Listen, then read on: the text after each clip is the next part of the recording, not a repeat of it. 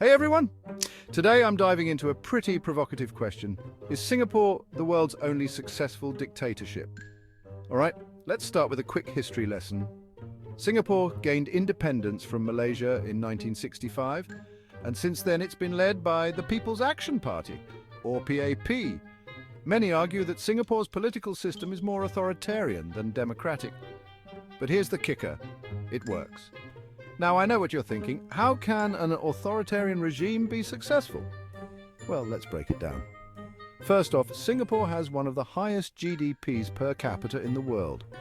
Its residents enjoy a high standard of living, top-notch healthcare, and excellent education, see? And let's not forget it's one of the safest countries globally, But at what cost? Critics argue that the PAP's tight grip on power limits freedom of speech and political opposition, sir. The media is heavily regulated and public dissent is often met with swift action. For example, defamation lawsuits against opposition leaders are pretty common.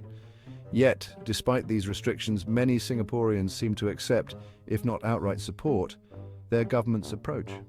Why? Because for them, the trade-off is worth it. The promise of stability, prosperity, and safety outweighs the limitations on political freedoms. Let's talk about Lee Kuan Yew, the founding father of modern Singapore.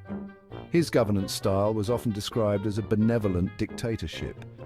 He focused on pragmatism, meritocracy, and incorruptibility.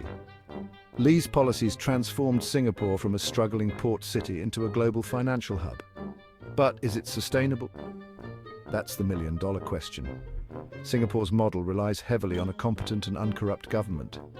If future leaders don't uphold these standards, the whole system could collapse. So, is Singapore the world's only successful dictatorship? It depends on how you define success. If you value economic prosperity and social order over political freedoms, then yes, it's a success. But if you believe that true success includes robust, democratic institutions and freedoms, you might see it differently. In the end, Singapore's story is a unique case study in governance. It challenges our conventional understanding of what makes a country successful. And it leaves us with a lot to think about. Thanks for tuning in. Don't forget to like, comment, and subscribe for more deep dives into fascinating topics. Catch you next time.